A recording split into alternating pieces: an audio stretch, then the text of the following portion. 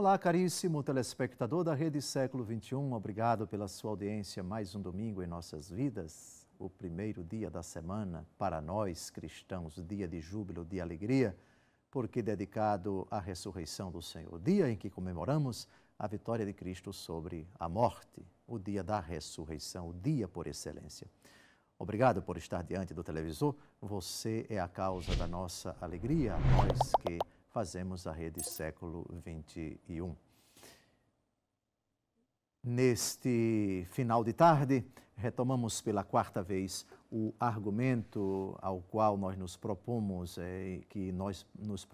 investigar, escravos de Maria, escravos da Virgem Maria, um argumento com profunda relevância, porque é atual, são muitas as pessoas que redescobrem ou consolidam, expressam, visibilizam essa devoção à Santíssima Mãe de Deus com esse qualificativo, com esse adjetivo, eu sou escravo da Virgem Maria. Essa expressão tem ressonância bíblica, tem fundamentação na Palavra de Deus? Tem, sim, fundamentação na Palavra de Deus. E é a quarta vez que nós vamos provar isto. Nos 3 programas anteriores, fizemos um longo excurso histórico no Antigo Testamento e também no Novo Testamento, para provar que essa expressão, no sentido dado pela Bíblia, não no sentido próprio, mas no sentido figurado, como o sentido dado pelo apóstolo Paulo, quando se refere a Cristo, nós somos escravos de Cristo, primeira aos Coríntios, capítulo 7, de 22 a 23. E é nesse sentido que nós podemos entender, devemos entender escravos de Maria. O escravo é o servo. Eu estive no meio de vós como aquele que serve. Assim, falar da servidão a Maria supõe antes a necessidade de falar da servidão de Maria. Eis aqui a serva do Senhor, faça-se em mim segundo a vossa palavra. O poderoso fez em mim maravilhas, ele olhou para a humildade da sua serva. Servir na caridade, servir no amor, servir por amor. É o sentido, portanto,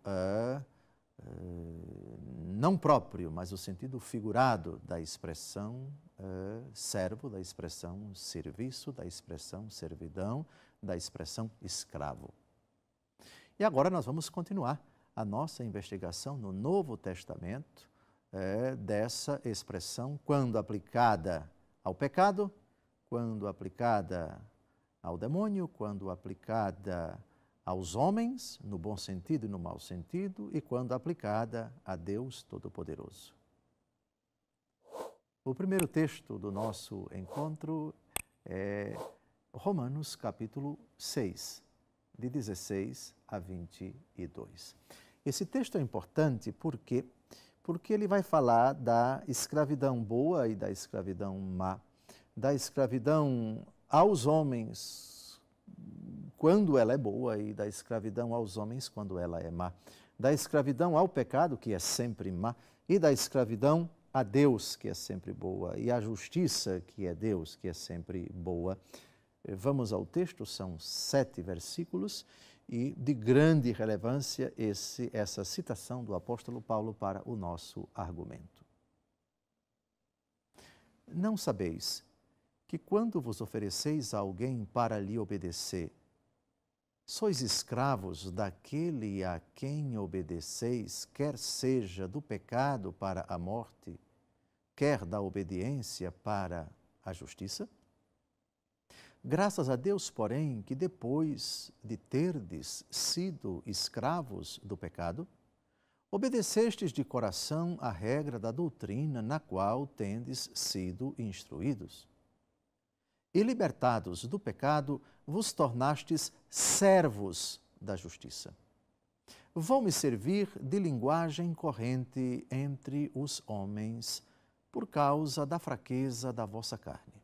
Pois, como pusestes os vossos membros a serviço da impureza e do mal, para cometer a iniquidade, Ponde agora os vossos membros a serviço da justiça para chegar à santidade. Quando éreis escravos do pecado, éreis livres a respeito da justiça. Que frutos produzieis então? Frutos dos quais agora vos envergonhais. O fim deles é a morte. Mas agora, libertados do pecado e feitos servos de Deus, tendes por fruto a santidade. E o termo é a vida eterna. Então, o servo é aquele que se coloca a serviço de. É aquele que decide obedecer a. Quando decidimos obedecer ao demônio, nos tornamos servos dele. E isso causa condenação, enquanto perseveramos nessa prática, nesse propósito. E quando nos dispomos a romper com essa servidão, nos tornamos livres do demônio, o que implica automaticamente servos de Cristo. Mas servos no sentido de obedecer a. São Paulo coloca muito bem isso. E o movimento oposto também acontece. Eu sou servo de Cristo enquanto obedeço a Cristo. No momento em que eu decido enveredar pelo caminho do pecado, eu me torno livre de Cristo, ou seja, não quero mais compromisso com Ele, e acabo me tornando escravo do demônio. Vocês se recordam quando nosso Senhor Jesus Cristo disse: quem quiser me seguir, negue-se a si mesmo, tome a sua cruz todos os dias, pois quem quiser salvar a sua vida vai perdê-la, e quem perder a sua vida por causa de mim vai ganhá-la? O que significa perder a vida por causa de Cristo para ganhá-la? Eu não quero ser livre de Cristo, eu quero ser escravo dele, mas escravo na obediência. E é exatamente tornando-me escravo que eu me perco, por assim dizer, quando me coloco sob os seus cuidados, quando o Senhor passa a cuidar de mim, quando eu passo a obedecê-lo. É muito interessante fazer essa associação entre escravidão e liberdade. Eu sou escravo quando eu sou livre, eu sou livre quando eu sou escravo. Explico. Eu sou livre em Cristo, conhecereis a verdade vos livrará, a verdade vos libertará, exatamente quando eu me torno escravo, ou seja, quando eu decido obedecer a Cristo. É, portanto, uma obediência que escraviza, mas uma escravidão que liberta. Ah, puxa, Dom José confundiu muito meu quengo, confundiu muito a minha cabeça. Não confundiu. Esse texto do apóstolo Paulo explica tudo. O escravo é aquele que decide obedecer a. Se você decide obedecer a Cristo, você está livre. Primeiro do diabo, que mantinha você escravo, subjugado. E depois você passa a aderir a Cristo, e é exatamente aí que você se torna livre. Mas é uma liberdade que é uma escravidão, mas escravidão, segundo esse texto, é uma escravidão que implica apenas a obediência. E você obedece livremente. E é uma liberdade que não escraviza. É uma liberdade que não escraviza no sentido do demônio, que arrasta você para as trevas e convence você a continuar no pecado e habilitando você para o fogo do inferno. É uma escravidão, portanto, a escravidão de Cristo, uma escravidão que liberta. E uma liberdade que escraviza, mas escraviza no bom sentido. 1 Coríntios capítulo 7, versículo 22. Vós vos libertastes do pecado e vos tornastes escravos de Cristo. E é essa a expressão talvez crucial desse argumento, escravos de Nossa Senhora, mas escravos na caridade, escravos uns dos outros na caridade. Mas vamos avançar. Depois desse texto riquíssimo, eu repito, me torno livre do diabo quando eu adiro a Cristo, quando eu abraço a Cristo, quando eu me converto a Cristo, quando eu me entrego a Cristo. E essa entrega implica obediência, e a obediência é a escravidão boa, quando aquele a quem obedeço é Deus Todo-Poderoso. Escravidão e liberdade, portanto, são, não se assuste, sinônimos.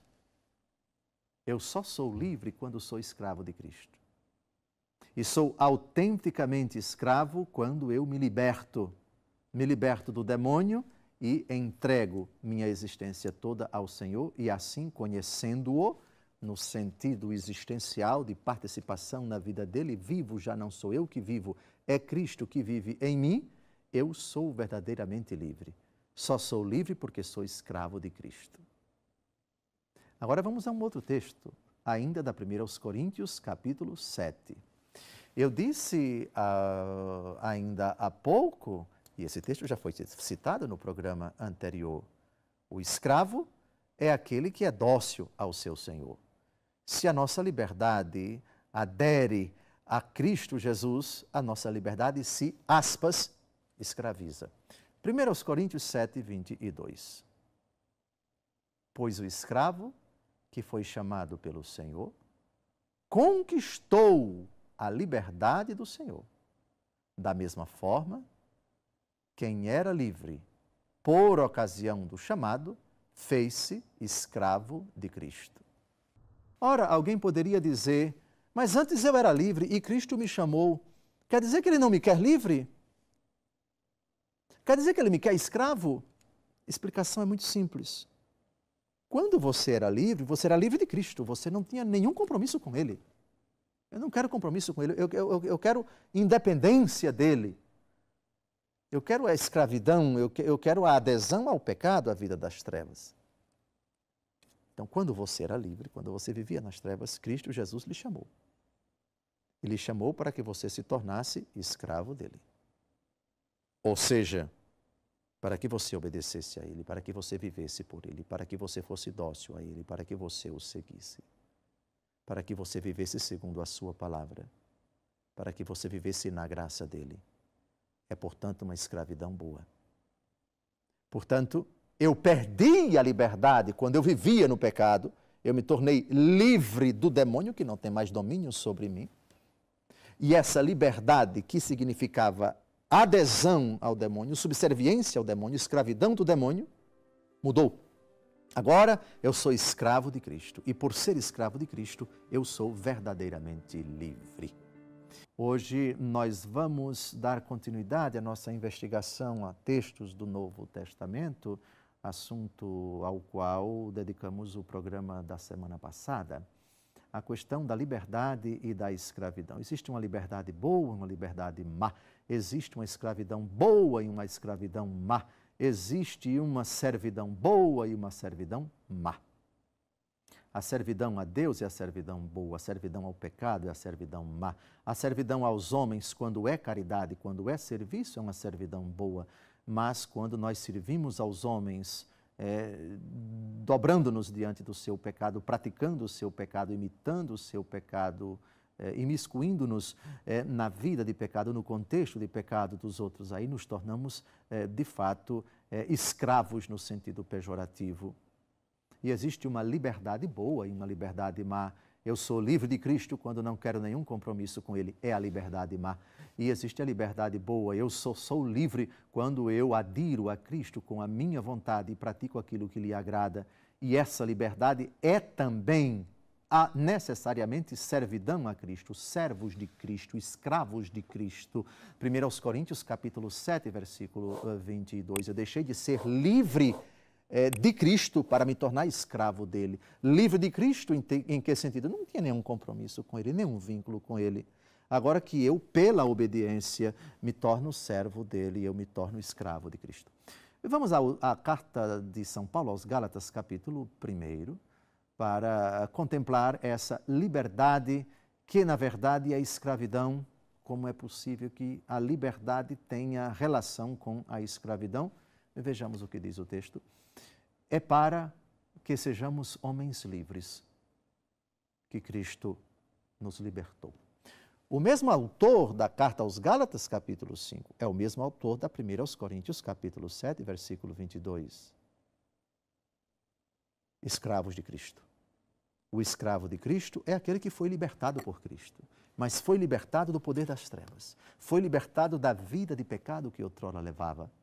E agora se tornou obediente a Cristo. Servo de Cristo, escravo de Cristo. Portanto, a escravidão de Cristo, ou a escravidão a Cristo, é uma escravidão que liberta. Porque Cristo escraviza, no bom sentido, quando coloca com nosso consentimento o nosso coração, nosso entendimento, nossas forças a serviço dele. E é aí que experimentamos a autêntica escravidão de Cristo, 1 Coríntios 7, 22. Uma escravidão, porém, para a liberdade. É para a liberdade que Cristo vos libertou. Não existe, portanto, escravidão de Cristo sem a liberdade. Portanto, a expressão escravo de Cristo pode ser muito bem utilizada nesse contexto, nesse sentido de Gálatas capítulo 5, versículo 1. Não esqueçam que um texto da Escritura é explicado por outro. Você só é livre quando é escravo de Cristo. Mas você é escravo de Cristo porque Cristo libertou você para a liberdade. E quando você conhece a verdade, você se liberta. E só livre, e a verdade é Cristo, somente livre é que o verdadeiro sentido da escravidão de Cristo atinge o seu pleno significado. Vamos agora para um outro texto. O texto da primeira aos Coríntios, capítulo 9, versículo 19. O cristão se torna livre de todos para se tornar servo de todos. Mas como é possível isso? Que o Senhor nos liberte de todos para nos tornar servos, ou seja, escravos de todos. Nós nos tornamos com o pecado escravos do demônio e dependendo do contexto também das pessoas. É preciso, portanto, que a nossa condição diante das pessoas que vivem nas trevas seja uma condição de liberdade. Eu estou livre no sentido de que o pecado delas não me atinge, de que o comportamento delas não é mais por mim imitado, de que eu não pratico mais aqueles hábitos, de que eu sou uma nova criatura. Portanto, se eu sou livre do pecado deles, por outro lado, isso não me exime da obrigação de servir a eles. 1 Coríntios, capítulo 9, versículo 19. Embora livre da sujeição de qualquer pessoa, eu me fiz servo de todos para ganhar o maior número possível. O texto é impressionante. Eu vou repetir. Embora livre de sujeição de qualquer pessoa, eu me fiz servo de todos para ganhar o maior número possível. Livre, ou seja, da sujeição de qualquer pessoa. A sujeição pejorativa. Fulano antes me dominava quando me convencia a pecar. Eu me libertei dele. Portanto, eu não estou sujeito pejorativamente a ninguém. Ninguém mais me domina, ninguém mais me convence, ninguém mais me arrasta para a vida de pecado. Por outro lado, eu me fiz livre dele, enquanto senhor da minha vida, enquanto instrumento do diabo que me convencia, que me amarrava, que me arrastava para a prática do pecado. Mas, agora que eu estou livre da sujeição de qualquer pessoa, o Senhor me fez servo de todos, para ganhar o maior número. Servo de todos no sentido dado por nosso Senhor quando lavou os pés dos apóstolos. Ele se fez servo de todos para ganhar a todos. E a imitação do Cristo, que não veio para ser servido, mas para servir e dar a vida em resgate de muitos, o movimento de 1 Coríntios 9, 19 se torna muito bonito. A nossa relação com os nossos semelhantes não é uma relação de subserviência, de sujeição no pecado, nas trevas, mas é de uma superioridade no sentido, Cristo é o meu Senhor, Cristo que serve, e eu não estou sujeito a ninguém, senão a Ele, escravo dele, para servir a todos. Portanto, eu me fiz servo de todos. Servo de todos. Também de Nossa Senhora. Servo de todos. Ah, não é muito correto chamar servos de Maria. É correto. 1 Coríntios 9:19. Eu me fiz servo de todos para ganhar o maior número possível. Atingimos aqui um dos textos mais fantásticos sobre esse argumento. Mas tem mais. Em São Mateus capítulo 20, de 26 a 27, os apóstolos estão discutindo, estão brigando, que é uma beleza, para saber quem é o primeiro. E Jesus os repreende. E Jesus diz, olha, entre os homens, os grandes deste mundo subjugam as nações, etc. E depois de dizer isso, ele diz uma frase importantíssima. Todos vocês já sabem que frase é esta, Mateus 20, de 26 a 27. Não seja assim entre vós. Todo aquele que quiser tornar-se grande entre vós, se faça vosso servo, e o que quiser tornar-se entre vós o primeiro, se faça vosso escravo. Atenção, aqui é escravo no sentido positivo, no sentido do amor, no sentido de servir ao outro para ganhar o maior número possível. Ganhar para Cristo, atenção. De novo, 1 Coríntios 9:19, eu me fiz servo de todos para ganhar o maior número possível. E para concluir o nosso encontro dessa semana, uma citação de nosso Senhor Jesus Cristo. São João capítulo 13, de 14 a 16, o discurso de despedida do Senhor. Logo, se eu, vosso Senhor e Mestre, vos lavei os pés, também vós deveis lavar-vos os pés uns aos outros. Dei-vos o exemplo para que, como eu vos fiz, assim façais também vós. Em verdade vos digo, o servo não é maior do que o seu senhor, nem o enviado é maior do que aquele que o enviou. Penso que foi muito rico esse nosso encontro e antes da conclusão, estamos a 2 minutos do final, uma outra palavra de nosso Senhor Jesus Cristo para confirmar o que ele acabou de dizer nesse texto que já foi muito repetido. São João capítulo 15, versículo 15. Já não vos chamo servos, porque o servo não sabe o que faz seu senhor, mas chamei-vos amigos, pois vos dei a conhecer tudo quanto ouvi de meu Pai. É curioso como Jesus quer que sejamos servos dele, servos de Cristo, 1 Coríntios capítulo 7, versículo 22, mas no sentido da obediência a ele. Quando Jesus aqui fala, já não vos chamo servos, é no sentido próprio do termo, ou seja, do escravo que existia no tempo de Jesus. No tempo de Jesus existia a escravidão. E o escravo não sabe o que pensa o seu senhor. Os assuntos da família não eram tratados na frente de um escravo. Eu já não chamo vocês de escravos no sentido próprio do termo, mas que vocês são meus escravos, vocês são. No sentido que já vimos até agora, 1 Coríntios 7, 22, livres do pecado, nós nos tornamos escravos de Cristo.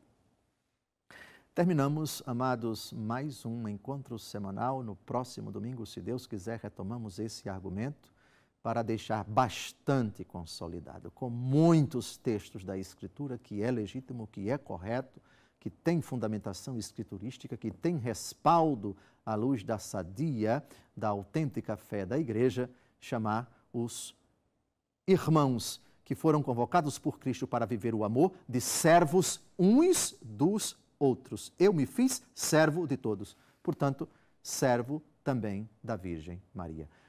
Um grande abraço, aceite a minha bênção em nome do Pai, do Filho e do Espírito Santo. Tenha uma semana rica de bênçãos. Até o próximo domingo, se Deus quiser.